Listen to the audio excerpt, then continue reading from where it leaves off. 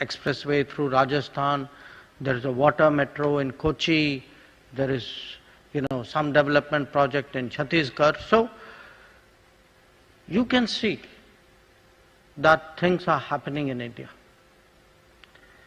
And I mention that today because for our community, for people who may be Indian nationals or people who have taken the nationality of the society they live in, what is happening in India is of great interest.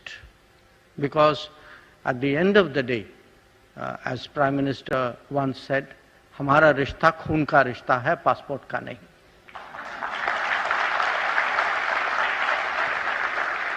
Now, where Thailand is concerned, because that is really what I want to share my thoughts with you. Because you are all stakeholders, you are shareholders. Like ITCC has people in it, the relationship also has people. Each one of you has shares in this relationship. You have a right to know what is happening. You have a contribution to make. You have benefits to gain. So, I want you today to spend a little time with me. I would like to walk you through this relationship, explain where we are. And I would like to begin really by saying, in 2022, we marked the Azadi Ka Amrit Mahotsav, 75 years of the independence of India. Now, there are some special countries in the world with whom 75 years of independence is also 75 years of our modern diplomatic relations. And Thailand happens to be one of them. That from 1947, when we gained our independence, this was one of the earliest countries with which we established our relationship. So, for us, when we look at our own milestones, these are also the milestones of this relationship. I mean, we have, of course, I think the ambassador also mentioned to it, and in a way, I would say the community itself is testimony that our relationship goes back well before independence, but certainly in the modern period, that is what is important. Now, over the years, it has really grown. It has grown, and you are example of it. You are example of it in this room, and there are many more of us across this country who may not be here with us in the room today, but who are also the outcome of the growth of the relationship. And this relationship really took off, and you are witnesses of this. This really took off in the 1990s. It took off in the 1990s because we started in India in 1992, this period of reform. The period of reform also saw a policy called Look East policy. This is when we engaged the countries of the ASEAN. So, for us, this is not just a relationship. It is not even a relationship which began, as I said, in 1947 in the modern form. It is, of course, a relationship which goes back in history, but it is a relationship that is associated with reform and change in India. So, this period that we are talking about, especially the last 25 years, this is a time when this relationship has grown very much. At the same time, where Thailand is concerned, just like we had a Look East policy, they had a Look West policy. And for us it started in 92, for them it started in 97. So, and in due course, when Prime Minister Modi became Prime Minister in India, he felt, this looking east, वो देखने से कुछ ज़्यादा होता नहीं है, कुछ करना, ज़्यादा करना भी चाहिए. So, looking became acting. And it wasn't only a terminology. If you look after 2014, our connectivity has grown, our defense and security relationship has grown, our economic engagement has grown, our community has grown. And the same sentiment actually we have also seen from the side of the Thai government. So, what I have really, in a sense, the big context I want to share with you is, this is a historic, it's a cultural relationship of many centuries actually. It is a relationship which started flowering again after independence. It got greater momentum in the 1990s. But the last 10 years have been a very, very different period for this relationship. And you all know that many of you welcomed Prime Minister when he came here in 2019. I had the privilege of traveling with him at that time. I still remember at that time we had released a commemorative coin on the 550th birth anniversary of Guru Nanak Dev Ji, that we had released a Thai version of the Tirukural. So it was a very, very memorable visit. And of course he had come here once also earlier in 2016, if my memory serves me right. We were on our way to Japan, but the Prime Minister decided that he must come and pay his respects to His late Majesty. So we had come on that occasion. So you can see that this is a period, the very frequency of high-level visits, the fact that I myself am here 3 times, as Ambassador said, is itself a statement of importance, of priority, of how much we today value this relationship. Now, of course, between India and Thailand, in every way, the relationship has grown. I will talk about it. But I am just coming today after 3 days in Jakarta, where every year there is a meeting of what is called the ASEAN format, that the ASEAN ministers meet. After the ASEAN ministers finish meeting, next day they meet a select group of countries with whom they have ASEAN India or ASEAN whichever country is. So we did that meeting. Then there is a larger group which has some other countries like the US and Russia in it. And there is a still larger group which is called a regional forum. So each of these take half a day. These are very, I would say, perhaps today some of the most important meetings where the leaders, representatives from across the world come. And in this, the ASEAN and Thailand especially plays a very crucial role. And so that ASEAN annual engagement today is a way of always refreshing and taking forward our relationship with Thailand. But it is not only the ASEAN format. I am here today because tomorrow and day after, we have 2 other important meetings in which both India and Thailand are members. One is a meeting of all the neighboring countries of the Bay of Bengal. So together, so you have Thailand, you have India, you have Bangladesh, and the countries which use Bay of Bengal like Nepal. So these countries gather, and this grouping today is actually developing an agenda of its own. We are discovering that between us, we can actually change what is happening around the Bay of Bengal and develop linkages and relationships with ourselves. The second meeting is what is called the Mekong-Ganga meeting, which is the countries of the Mekong, Thailand, Vietnam, Laos, Cambodia, Myanmar. They meet with us. And this Mekong-Ganga, it has of course a certain historical, cultural message, but it is also a way by which we sit down and develop our ties. In addition to that, Thailand as a coastal country, it is part of an Indian Ocean grouping of which we are members, something called the Indian Ocean Rim Association. So the reason I am telling you this is when we look as a government in diplomacy at Thailand, it is not only our relationship between India and Thailand. For us, we meet Thailand in many other formats, in many other gatherings. In cases, there is something called Asian Community for Democracy, ACD. So there are 5 or 6 formats, gatherings, meetings, which take place every year, and which have sometimes multiple follow-up activities. So Thailand today for us, because there are not that many countries in the world where we meet so often in such a sort of sustained manner as we do with Thailand, and that is one of the reasons today why there is so much cooperation, why there is so much contact, why there is so much comfort between India and Thailand.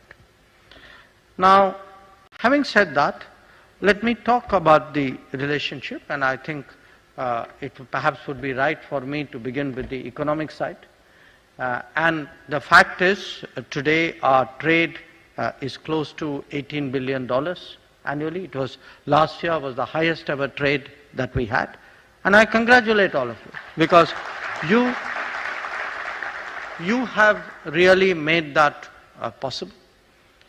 And I believe, given the growth in India, that if you look at major economies in the world today, there are not many major economies which are growing at above 5%. We hope today, despite all the problems in the world, to come closer to 7% growth. We are very confident that this growth rate will actually improve in the next. We will be able to sustain it, not just this decade, the decade thereafter.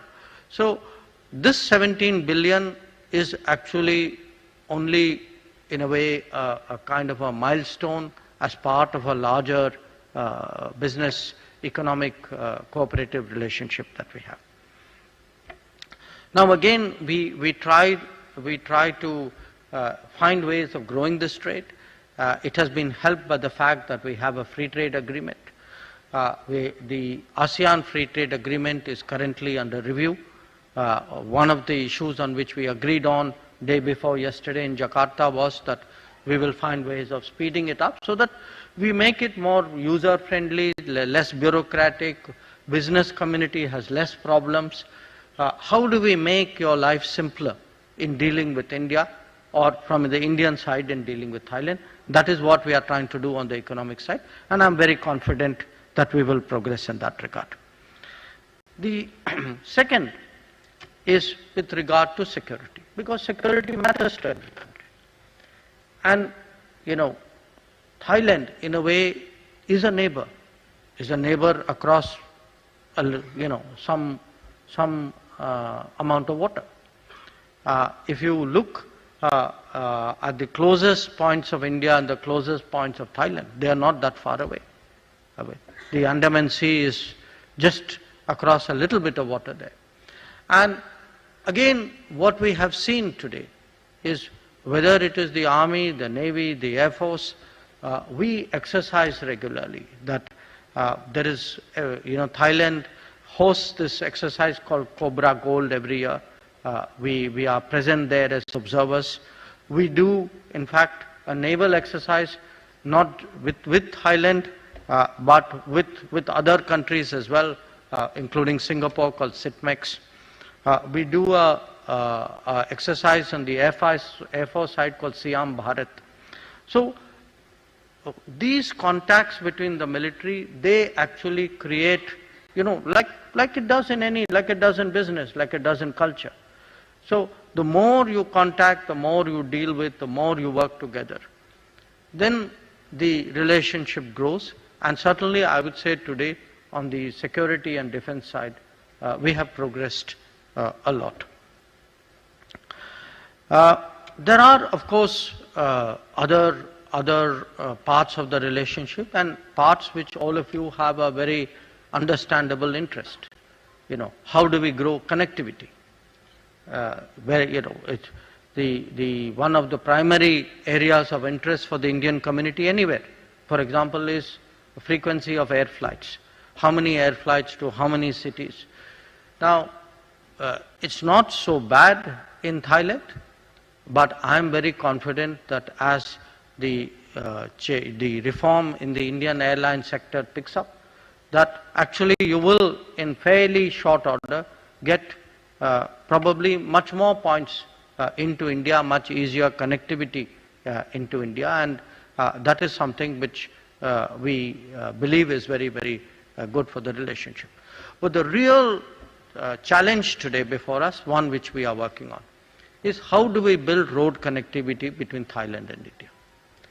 That for many years, we have this project from northeast India, that if we build a road through Myanmar, and that road connects up with what Thailand will be building towards Myanmar. If we can link this up, it is something called India, Myanmar, Thailand Trilateral Highway. Then that will be a real game changer. Because the moment you get road connectivity, especially a good quality multiple lane road, which then even movement of goods, movement of people will undergo actually an enormous change. But it has been a very difficult project. It has been a very difficult project, mainly because of the situation in Myanmar. One of our priorities today is to find ways of how to resume this project, how to unlock it, how to make it, because large parts of the project have been built. So there are parts of the project which have been built, the parts of it which need to be connected. So there are bridges which need to be made, there are sections which need to be broadened, there are some new pathways which need to be created. But if we can do this, and this is something we give great priority to, if we can do this, for us, our relationship with Thailand and with ASEAN will actually, many more possibilities will open up. So that is one of the issues which today is under discussion between us and Thailand, and also with the authorities in Myanmar. Now, I have spoken about our relationship, but any relationship, whether it's personal or whether it's between countries or between communities, every relationship, the true character of that relationship comes out when it is tested. And I want to say that when all of us passed through the COVID period, I remember still, Prime Minister Modi had created a group of ministers, we were 6 of us, who were coordinating for the COVID response of the government. And so it was the initial phase, then Delta came, how do we create the infrastructure. But I particularly remember when the Delta wave came and we went through an oxygen crisis. I remember the contribution which the Indian community in Thailand made to us. And the oxygen concentrators and because that was really a very difficult time, very desperate time for us, because we were stretched. We had set up an infrastructure, but even such a massive infrastructure actually came under pressure. So whether it was a large, especially the oxygen issue was something which was very, very stressful. And at that time, all the support that the Indian community gave from Thailand, it really stands out in my memory, and I would like to once again thank you all for it. But equally, because as I said, during the COVID period, there were many countries who thought only about themselves. There were some countries who thought about everybody. And I would say, it is in a way natural. Those who thought about others, others also thought about them. So just like we gained in many ways by the support and understanding of other countries in the world. Because we produced a lot of vaccines, but for the vaccines to be produced, you needed, some of you would know the pharmaceutical industry, that you needed a supply chain to come in. So other countries cooperated for that supply chain to work. So similarly, when the vaccines were made, we were among the countries who really stepped forward in terms of giving the vaccines to many of our partner countries. And I am proud of the fact that in the case of Thailand, We actually, as part of a larger Quad initiative, but it was India which supplied the Covovax vaccines, 200,000 doses to Thailand. And when we look around the world, it is something which for us is understandably a matter of great pride. So as I said, today I feel that our relationship is doing well. We have regular contacts at my level, at the Prime Minister's level. In fact, we had recently, at the beginning of this year, a gathering, virtual gathering of 125 countries. And this was something called Voice of the Global South. And we had the Prime Minister of Thailand participate in it. So the sum and substance of what I'm telling you is, today it's a very solid relationship, a relationship with great comfort, great goodwill, lot of cooperation.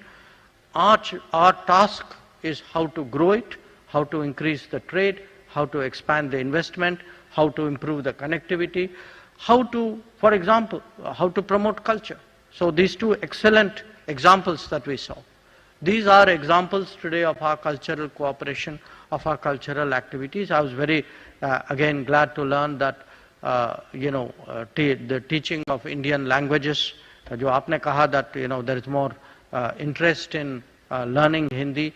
I know that some of the universities, last time I was here, I had a chance to visit one of them. So these are all very good signs. We are very happy about it. But ultimately, we look to you to take it forward and grow with it.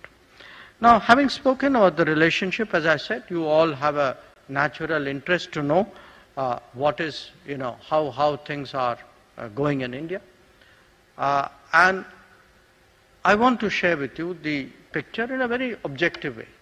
Because, you all know the India is a country of great achievements. It's also a country which continues to face very daunting challenges.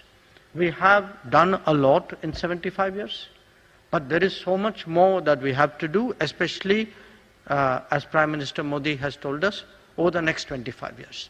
That the target today is by 2047. How do we make India into a developed country? This is the vision of what is called the Amrit Kal, the next 25 years. And that is really today the task before us. And that task is being accomplished in a variety of ways. It is being done through Make in India, so that there is more manufacturing in India. There is a huge infrastructure change today. I don't know how often you visit India, but any of you who's been there, especially I would say last 3-4 years, there is no place, no town, no city, not even a big village today where you will not see something happening. The roads are being built, metros are happening, bridges are being constructed, airports are changing, railway station is undergoing a transformation. So, and lot of this is happening as part of a vision, in an integrated way. It's called something called Gati Shakti. That under Gati Shakti, the idea is how do you integrate every part of the infrastructure, apply the most modern technology, so that we need an infrastructure that is truly worthy of a developed country, and we have the capability today with the benefit of technology, with all the modern conveniences that are common, with the kind of vision that we have, the ambition that we have, that by 2047 we have no doubt that we will end up there. But it is something which really every decade you are actually going to see an infrastructure revolution in India, and the first one is already well underway. The other big change in India is the digital change. Now, digital is happening everywhere in the world. We all know that. I'm sure that there's not a single person in this room who's not carrying a phone. Right? And I, in fact, thank you, because you mostly looked at me and not checked your phone for the last 20 minutes. And that must be very difficult to do. Even I have a problem because I've left my phone there. I've not checked it also for the last 20 minutes. But how digital we have become. That we get up in the morning, you want to see what is the weather, you will look at the phone. You want to see how crowded it is, what is the driving time to where you have to go, you will look at your phone. In every way today, but the difference today in India is how that digital, which is an enormous personal convenience for all of us, that digital today is helping to bring about a change in India. That digital will ensure that the kind of problems India had, problems which, before 10 years ago, we thought we will not be able to overcome or will take us decades to overcome. Today we are crunching that timeline, that something which would have happened in 20 years is happening in 2 years. Something which would have happened in 2 years would happen in 2 months. And I will give you the example. Even during COVID, one of our, during COVID, obviously the biggest problem was health. That you had to create really thousands of places where people with COVID could go and get treatment or be isolated. You had to create production for things which we did not, people did not even hear of before. Ventilators, PPEs. You had to increase medicine, the production of pharmaceuticals went up depending, things like even paracetamol went up 10x during the COVID period because the demand went up so much. But other than health, and of course there was a vaccine challenge, but other than health, we often forget there was another very big challenge at that time, which was the food challenge. That millions of people went back from their place of work to their place of origin. Many of them did not have access to their livelihood. When you lock down the informal economy, the street vendors, exactly what would have, it would be experience not different from Thailand. That, the shopkeepers, the street vendors, the people who make their living and the families that they support from the everyday routine of life, when you stop that routine, what happens to them? And what happens then to their livelihood, what happens to their food supply? And at that time, using the digital platform, with the Aadhaar as the backbone, with the fact that Prime Minister had this vision of creating. He had this vision as soon as he came in, One of his first programs was something called Jan Dhan Yojana. He was after everybody saying, please open a bank account. People didn't understand it in 2014 and 2015 and 2016.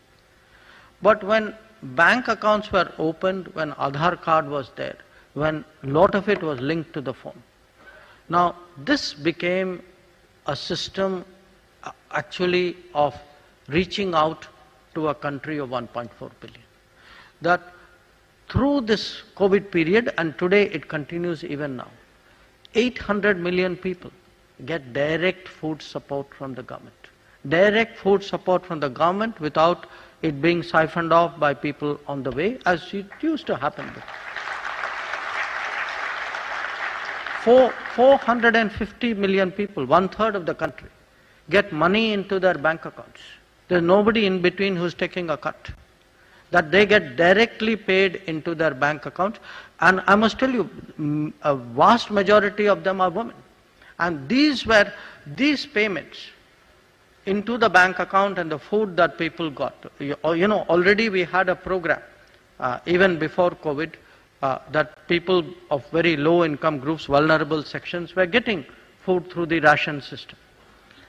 But during COVID, their entitlements were doubled.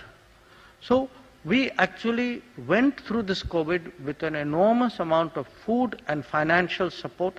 So the society actually was stable, the society actually felt that they were being looked after. And I can tell you, personally, as someone who even during the lockdown period, we were moving around talking to people, when the morale of society was kept up during COVID, and that was one of the toughest things to do. How do you keep up the morale of people who find themselves cut off from their workplace?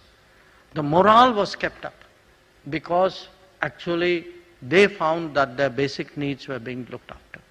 Now, I'm giving you the COVID period, but before COVID and especially after COVID, this whole digital system, what we call public digital infrastructure, today is being applied across the country. This is actually the revolution taking place in India. That in the last few years, government has built and given close to 35 million houses. 35 million houses at 5 people per house means about 160 million people have actually got housing, which they did not have before. That today there is a program of health access called Jan Arogya Yojana. You would have heard of this vision called Ayushman Bharat. That today about 1/3 of India is able to medically get medical access because of the digital identity and the access that it provides. And obviously our intention is that we will do it in the coming years universally. It's growing very rapidly. So even in agriculture, we go out, I go out from time to time, so do other members of parliament. We go out and meet the farmers. Farmers, for every crop, get a certain amount of support for the crop, for the seeds, for the fertilizers. And we know exactly that in that village, these are the people who are entitled to it. So we can actually tell them, please come and collect what it is. If somebody has not actually got the benefit, I can actually tell you this person has not got it. So the India which some of you may not have visited for some time, that India today is being governed very differently. That today we have built a kind of a technology-supported, socially sensitive governance model. And I must tell you, when I go across the world, obviously as foreign minister people talk foreign policy to me. But the maximum interest there is today in the world is this area. That what are you doing? And it's not just an interest of, I've had from Bill Gates to Michael Bloomberg,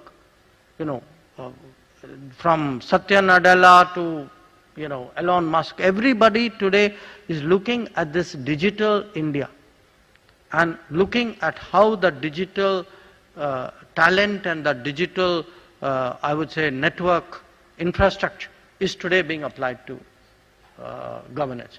And that is really, when we say confidently that we have it in us in the next 25 years to become a developed country, this is one of the reasons for our confidence.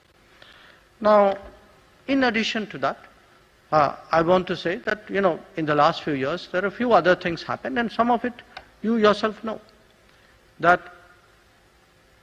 when I see how does the world look at us today, I see in the attitude, in the faces of people I meet, a different assessment of India. And naturally, I ask myself, okay, why is it that is happening? And it is happening actually because they are reacting and responding to what we are achieving. I gave you the digital example. I gave you the COVID example. There are 100 countries in the world for whom, when they think of COVID, in their minds, actually it is India. That the first set of vaccines for many, many countries. I've personally experienced it. It can be a minister. I've even seen it from street vendors. Sometimes they may not. I've had this experience when I went to Central America. They knew that I was Indian. We could not communicate because I didn't speak Spanish and they didn't speak English. But they did COVID and they did, Modi ji sign. So that consciousness today is there in the world. But other than that, see, people watched us during COVID. Many countries said, well, it has happened now, there's nothing I can do. Now, I know at least some of you, for example, would have taken advantage of the Vande Bharat mission. And during that period, if you wanted to go back to India, through the entire COVID period, we were one country who kept open the possibility that any Indian, any NRI, any OCI, anybody who has reason to go to India has the ability to go to India. And in fact, if you look at the Vande Bharat mission, we brought back 70 lakhs, 7 million people. No country in the history of the world has ever done anything so much.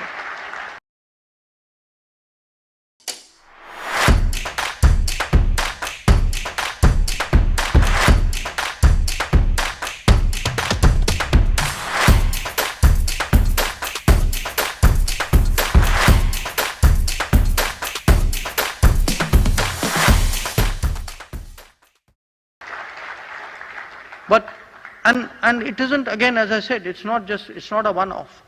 Today, if our students are stuck in Ukraine, or we had recently fighting in Sudan, there's a sort of civil war type situation in Sudan. We had people, there were almost 5,000 Indians, because today, for Indians, it's a global workplace. There's no country where Indians are not working or investing or trading or studying. But today, Indians are confident that the government will have their back, that we will come to their support. And other countries watch us. And for other countries, their sense about India is by what we do in Ukraine. The message is not only to our own people, the message is actually to the entire world. But one part of it is how to look after your own. The other part of it is also that we have increasingly responded to the needs of others. You had some months ago, you will remember, an earthquake in Turkey. We were among the first countries who were actually able to very quickly send in planes, send in a medical team, we had people with dogs who were trying to pick out survivors. And in fact, if any of you have time to look at the YouTube, there's some really very touching videos of the Indian disaster force which is operating from a school. And they made the school into a hospital. And they are actually treating people who are being pulled out of the buildings. Now, again, Turkey is a recent example. But, so you saw it when Nepal had an earthquake, when Yemen had a civil war, when Myanmar had a cyclone, even when Fiji in the Pacific had problems, and when Mozambique had floods. So this idea of an India which will look after its own, but an India which will also do whatever it can to deal with global problems and disaster situations, that is also changing our interest. The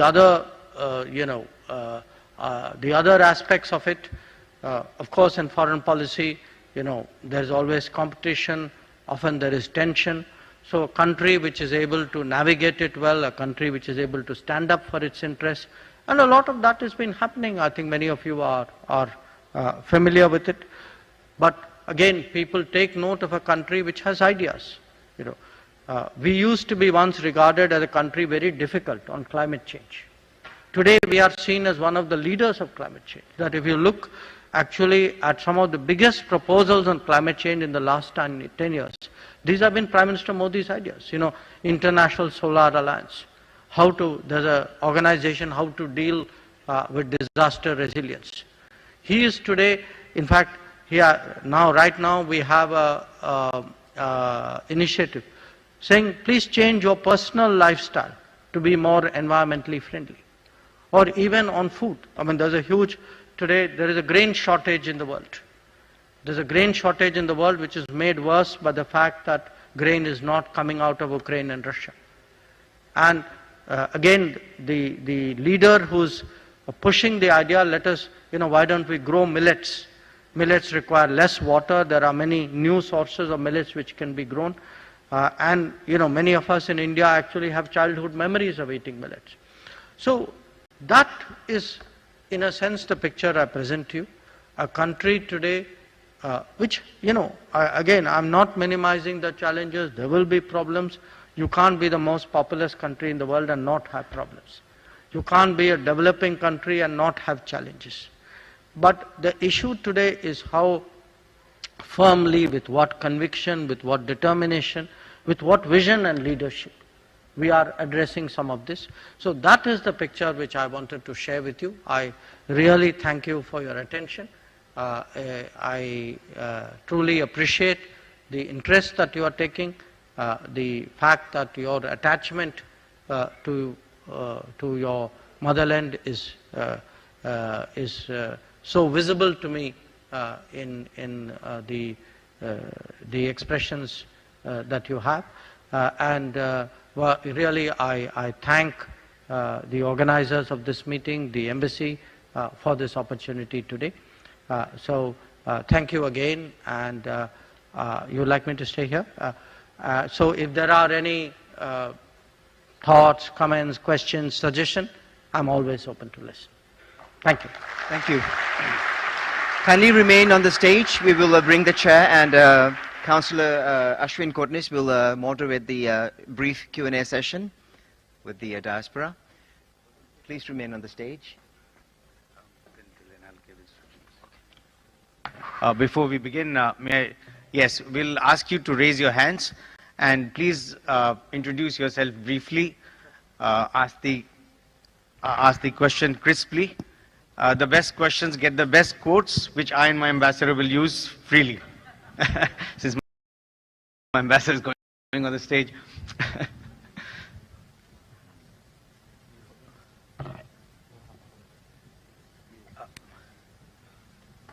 Yeah, just.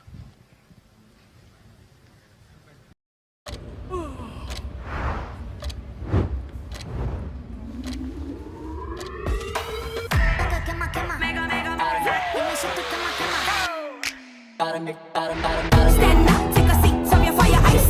Got the moves, dip toe, bringing in the spice. Gotta move, I wanna flex with my hand and muscle. Jump, dive into a new hustle. I make it rock, never pop, I'm a flashlight. Do a flip, keep it slick, easy, that's right. Flow like a river, razor sharp, I'm a killer. Got the moves, I'm a boom, boom, I'm a thriller. Bummer. Mega move, keep it with the music.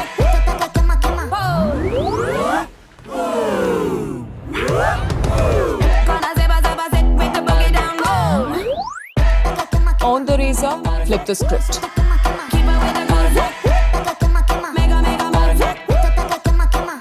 Hello, Moto. So with your permission, shall we begin? I see some hands raised. Mr. Bhatia. Manish, can you please?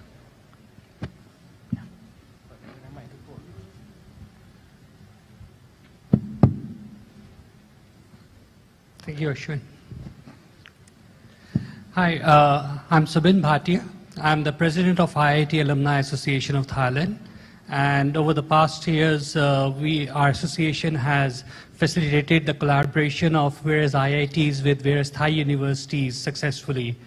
We're very happy to learn that Thailand is one of the countries where Indian government has selected to make an international campus for IIT. But we haven't heard much progress over the years so far. So just wanted to hear your thoughts, Your Excellency, on what we can do to help accelerate and facilitate it. And also on behalf of association, I would like to offer our support, full support, on whatever is required on our side, because we are the local ambassador here for India. We have both Thai nationals who are IITians, and we have long-term Indian expat who are here there in faculty, in education line, in management line. So just wanted to hear your thoughts on that. Okay. You want me to take question by question? Or maybe I'll take the first few and then take bunched up. Right. How would you like? Should I take a couple of them, sir? I'll take a couple of them. I think I see Amit Vaikar. He's a Pravasi Bharati awardee as well, so he's got a question. Please raise your hands, other ones, so that I can call out after this is done. Okay, go ahead. Good evening, sir. My name is Amit Vaikar. after a couple of years in China, I see myself now here in Bangkok.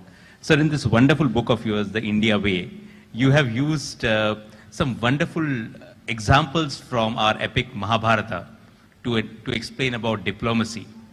In this Amrit Kal, as Indian diplomacy truly becomes more global, as the Indian economic might gets more and more, grows more and more, along with Mahabharata, do you see some other books, other tales, other stories, which would also be something that Indian diplomats and Indian people like us should not miss? And if we miss them, then they would not be good for us. Thank you so much, sir. I see Ms. Bose. Another one, sir? We'll take another one, sir, and then maybe. Ms. Bose there. Manish, I think there.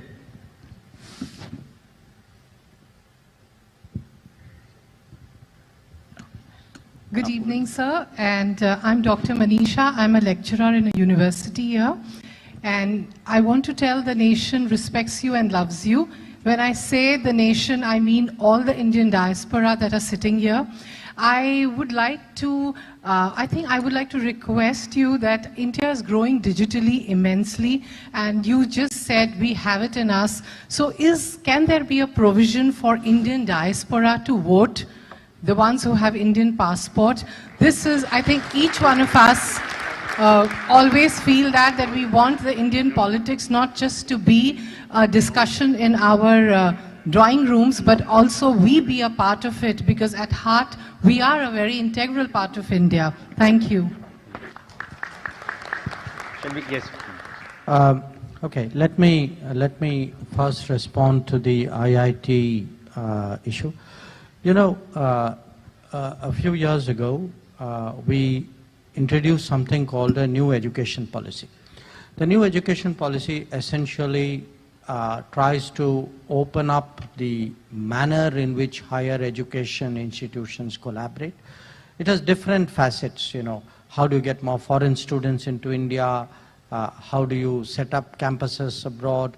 How do you have collaboration, double degrees or split degrees in a way?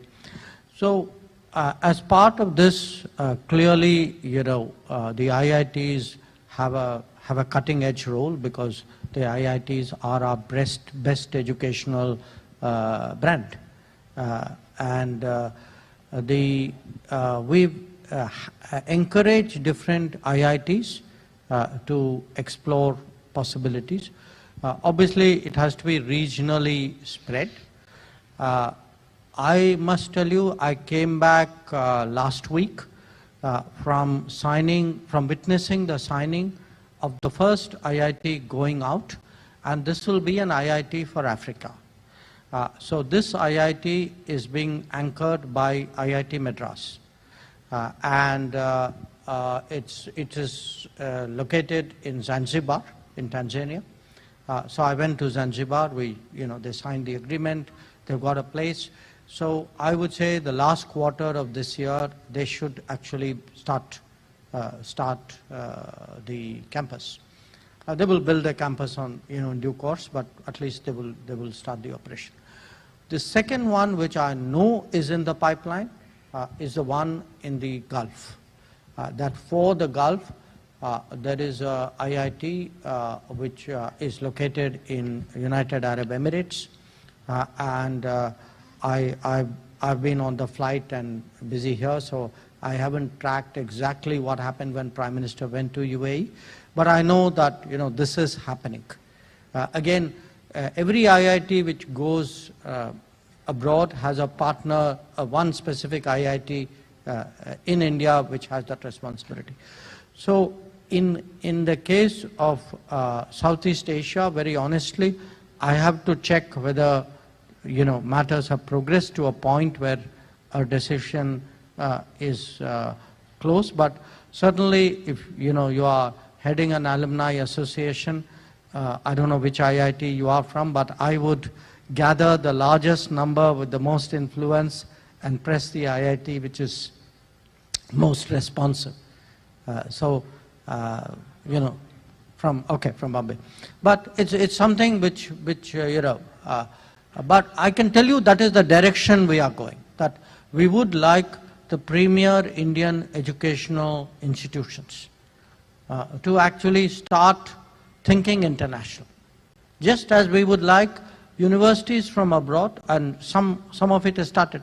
This is a very complex business because, you know, there are already other universities, they have their own rules and regulations. How do you fit? All these are issues.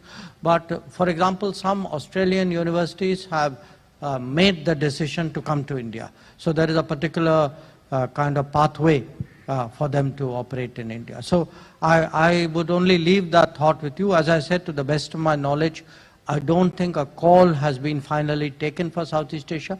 But I would imagine we will need, you know, to me it makes complete sense to have in the ASEAN, in the Southeast Asia area, an IIT.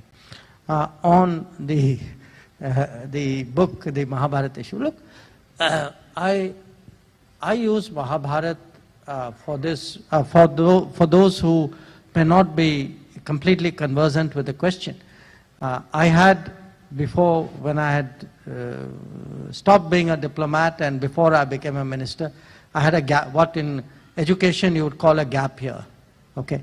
So in the gap year, I wrote a book. I was usefully employed in the gap year, which doesn't happen to young people necessarily. But I wrote a book, and one of the chapters of that book was how Mahabharata can serve as a guide to deal with, politics today, international politics today. So my answer to you is, look, there would be anybody who's interested in tradition,